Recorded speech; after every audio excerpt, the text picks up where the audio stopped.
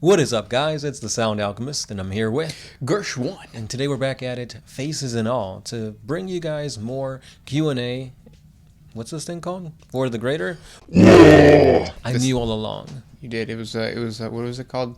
A fake out? Mm-hmm. This is a video series where we answer the questions left by you, the viewer. If you have a question for us, comment down below. Put question in front of your question because we get to those questions first. And that is what Andrea Necci did. Do Tau accept other races into the castes, or use them only as slaughter fodder in warfare? Unlike the Imperium that does not remember how to make even a toaster, where do you think they can get with their technology? Sorry for my English. I understood it. Mm-hmm. So that's two questions, really. So, let's get to the first question is, are auxiliaries accepted into, the earth caste, the water caste, all that kind of stuff? And for the most part, yeah, right? Yeah, you just don't really hear it, because whenever you're talking about the Tau, at least on the tabletop or in the lore, generally it involves fighting, action, something along those lines. And so we don't really get to see that many aspects of the water caste, the earth caste, the air caste. It's mostly all about the fire caste, and because of that, we see the Guevesa as being human grunts in a way. Yeah. But that's not 100% correct. Right, yep. Because each race has their own, special thing that they can do. Just Vespid's crew and the Guevesa all have their own, unique abilities. As, the Vespids are obviously, what is it called? Jump pack assault type of unit. Right. Crew are the close combat and melee. And then Guevesas aren't on the tabletop, but if they could. But if they did, they'd probably fill the same role as breachers, pathfinders, just troops. Yeah. And then when it comes to when you look at the water cast and stuff like that, when it's supposed to be diplomacy, obviously there has to be certain groups that can communicate. So there's I guess you could even say ambassadors for each race and each sector and stuff like that. I haven't heard or I haven't seen any story that goes deep into that, right? But maybe in the future we will get that. We do have the Exodite coming out on Warhammer Plus, if you guys have that, which I know not a lot of you do. Yeah. So maybe that will bring more insight into that aspect of the Tau. Probably not, but I mean, there are a lot of avenues that fans can explore that maybe the novels will go into, or maybe we'll just have to sit tight and wait until we get those Guevesa or auxiliary troops units actually on the tabletop. Yeah, I feel like GW, it's weird that they haven't created a Guevesa upgrade kit, because all it is kind of like what they did with the Gene Stealer Guardsmen. All you have to have is different heads. Right. And maybe some iconography and stuff, and boom, you converted a standard Imperial Guard box for troops into Guevesa. And for that reason, it is very easy for you to kit bash your own Guevesa. Yeah. Just get the Guardsman box set, Fire Warrior box set, and with a little bit of green stuff and some cutting, you've got it. The cool one that I've seen is you'll take the head of the Fire Warrior and you'll cut the back part off. And then do the same thing with the head of the Imperial Guardsman, and then you just glue the two pieces together. So it almost has you have a visor, kind of like the Tau Fire Warrior has on the Imperial Guardsman. It's pretty cool. Yeah, very easy conversion that you can make work. Yeah, and then his part 2 was unlike the Imperium that does not remember how to make even a toaster, where do you think they can get with their technology? So how far can they advance? I think there's a huge limitation to the Tau technology because of the lack of psychers. Yes. Again, they do kind of make up for this fact, not fully, but slightly, with the auxiliaries. The floating polar bears are psychers. They also help with guiding their ships. I forget what the actual name of the ship is called, but they guide their ships through space, avoiding warp storms and whatnot because of them. Yeah, but that is if you notice the other major races in the 40K universe, they have some type of element that is mystical or fantasy, or in the realm of fantasy that helps them with their technology. Even the Necrons, which are supposed to be all technological, had the Catan, which are basically star gods. Yeah. So I think there has to be some type of fantastical element within the Tau technology for them to jump, jump further. Because even with their technology, the Star-type Nexus worked, but it basically made a wormhole into the warp, tainted a bunch of Tau, and you saw how well that led for them. Yeah. I would really like to see more exploration of their AI. Like, they have their drones and stuff, but maybe if they can have, like, units of more sophisticated drones. I think Forge World had them. Remember those, they look like manta ray type of drones? They're basically a mixture of Tau drones and, like, ships. Yeah. And they've got, like, heavy burst cannons, missile pods, that kind of stuff. That's kind of cool when you think about it. I want to say they're called the Remoras or Remoras. Yeah. It might be another unit, but yeah. The Tau line for Forge World is really awesome. You guys should definitely check it out. And it sucks that most of it is gone. Yeah. Yeah. Yeah. The Kroot Narlox are gone. I think even the ones we're talking about are gone. Oh, really? The Tau battlesuit, the XV-89s or the XV-8- variants, I think are gone. It sucks, but if you had your hands on them, congrats, I guess. Yeah. Next question.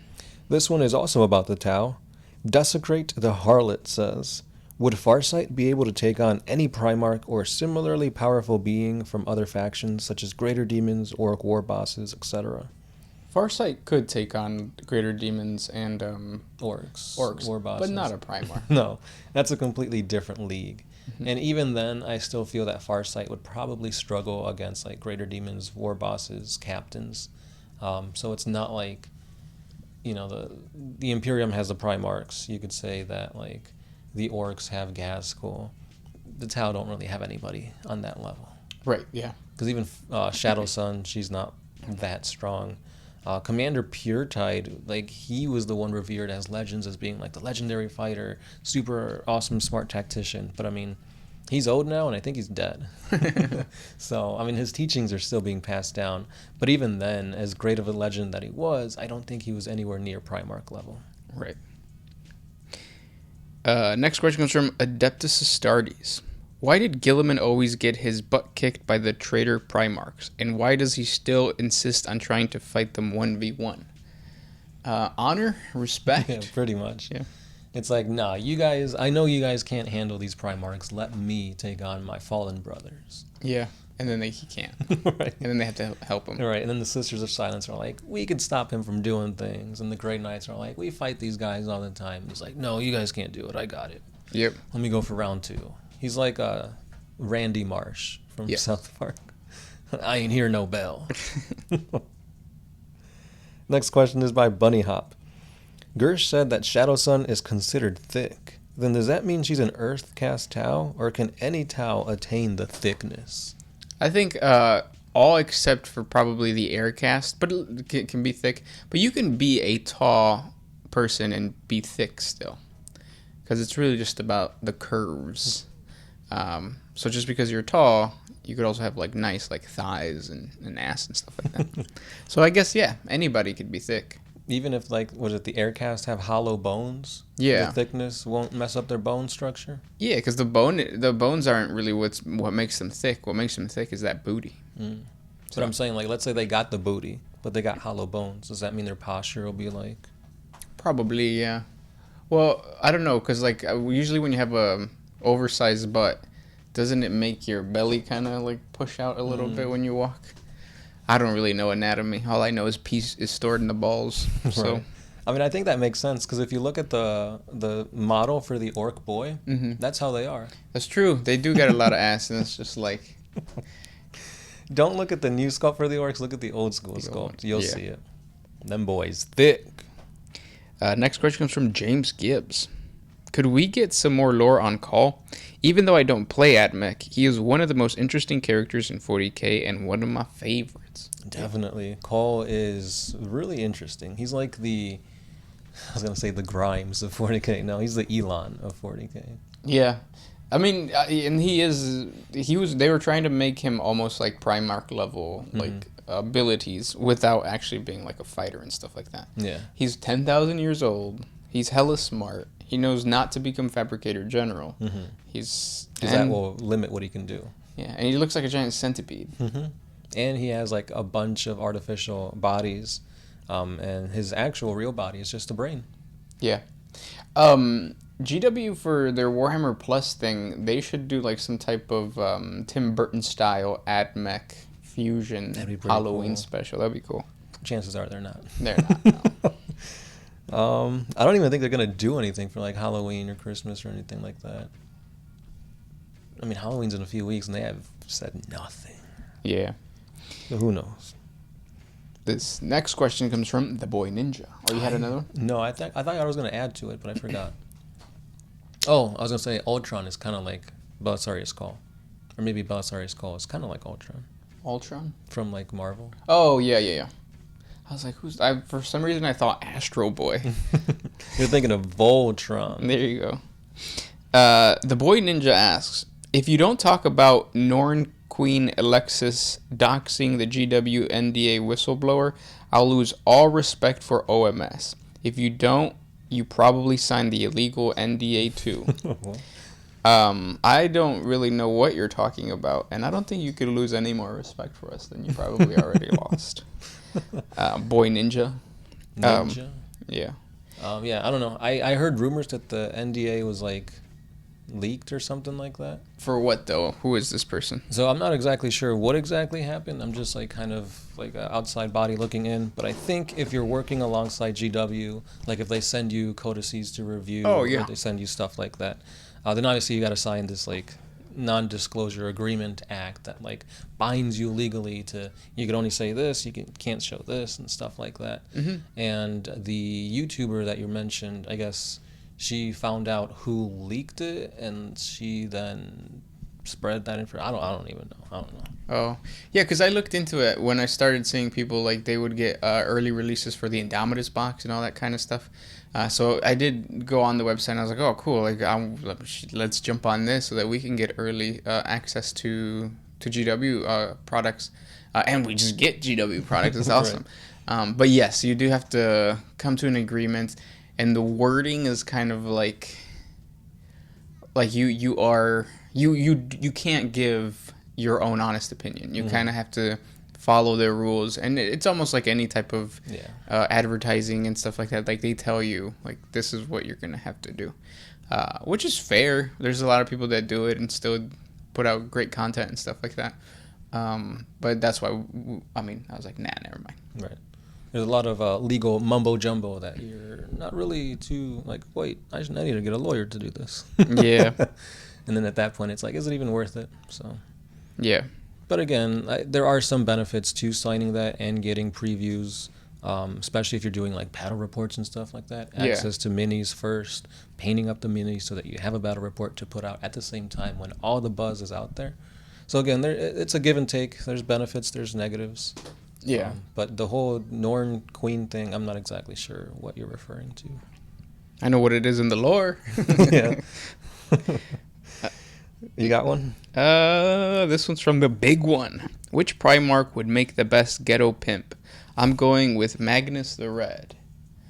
He did have a lot of people around him, but I think like to be a pimp, you kind of have to be aggressive, and the most aggressive Primarch has to be Lehman Russ.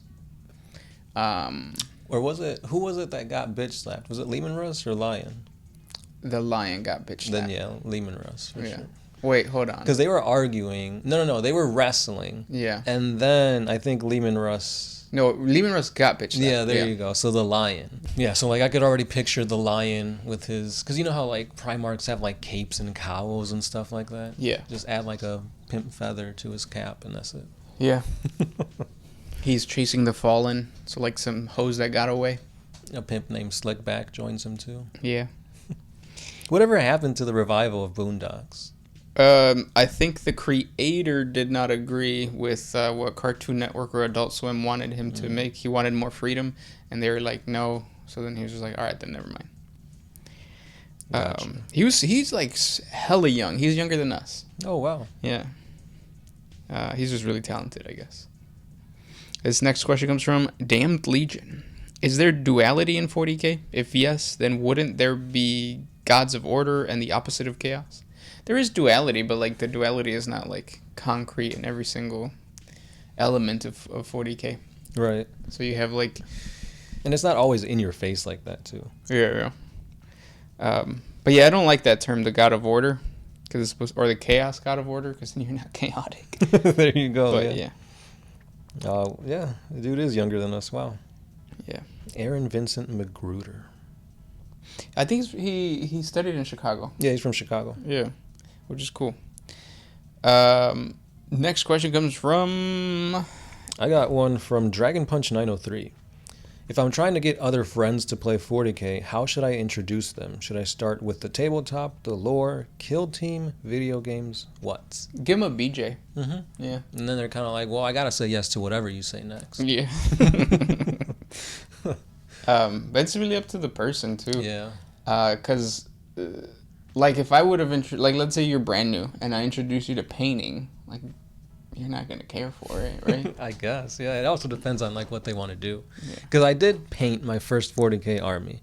Not very well, and I didn't really like it. And it I don't know. To me, painting was just, like, a means to an end. Yeah. Same thing with, like, the tabletop. Like, because I had another friend who I was trying to get him to get into 40K, and he was really into hero clicks. So I was like, oh, let me show him the game then. But the game was, I think, 6th or 7th edition, and it was really broken. Like, if you were a shooty army, you won instantly. So by me showing him kind of what the aspect of the game, like, that I thought he was going to like, he ended up not liking it because compared to hero clicks, there's the tactics that weren't there. Mm-hmm. So I don't know, it's difficult. Hero clicks would be more like kill team, I feel, because each individual character has their own stats. There's more strategy to it. Yeah. Whereas 40K, like 7th edition, whatever edition it is, it's a bigger type battle instead of skirmishes. Yeah, I also feel like there has to be a laid back and very we're doing this for fun type of mentality when it comes to playing 40K, which is different than any other tabletop or hobby game. Because usually you want to be competitive and you want to strive to be the very best, like no one ever was. Yeah. But I do feel like the game is just not like that. Right. And I know we have some friends who were like that with Magic, and it got to the point where it's like, well, I know I'm going to lose. Like, I'm not going to spend $100 to get this card to make me win or be more competitive. Yeah. And then it kind of slowly, like, died down. Or the person that was always winning started playing more, quote-unquote, fun decks and stuff like that, so... Yeah. 'Cause I remember my first Magic game. I got beat by a guy who summoned at least 300 angels, like, turn 5. And it's like, I have one wolf on the field. That's cool. That's funny, too. We haven't played Magic in a while. That's true. They actually do have a Halloween-themed Oh, do they? booster set thing coming out. So black.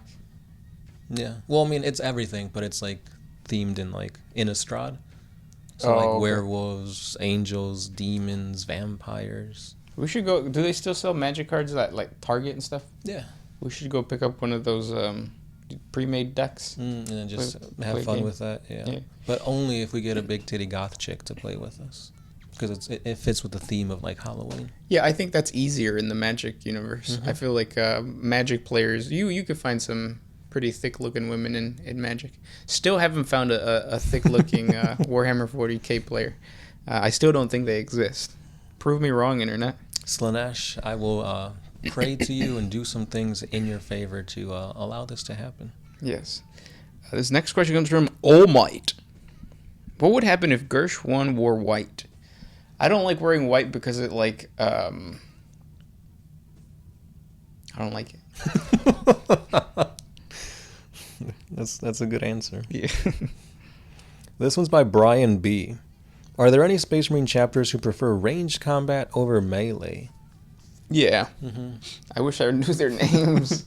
Luisa, Michael. Yeah. No, shit. What are the chapters?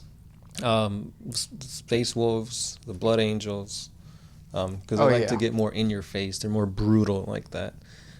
Because of their gene seed, honestly. Like, the brutality and the primal nature of the Space Wolves, they want to get in there and tear apart their enemy. The Blood Angels, they got the red thirst, the black rage, and that means they also want to get in there and tear apart their enemy. Yeah. The Word Eaters, they want to get in there and tear apart the enemy, because blood for the blood god.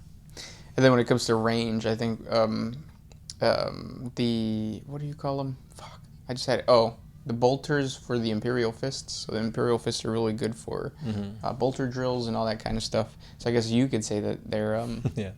Even though lore-wise, they're more of like a defensive, like they're bastions. Yep. They're supposed to be like castle builders. But yeah, so there's that. Yeah, there are also like, what are they called? Second founding chapters that are also more akin to like ranged combat. Isn't it the ones the that raptors? Yeah, the ones that wear camo. Yeah, they're really good for like snipers and stuff like that. They're funny because they're supposed to be sneaky space marines. Raven Guard. Yeah.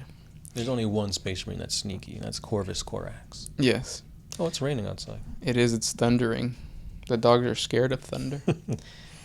And those are the questions for today. If you guys have more questions for us, please comment down below. Thank you guys so much for watching and listening, and hope you guys are enjoying the Halloween content. And the Orktober. Yeah, I completely forgot. We didn't even mention that in this episode. Next time. Yeah. This was Gershwin. The Sound Alchemist, and we are out.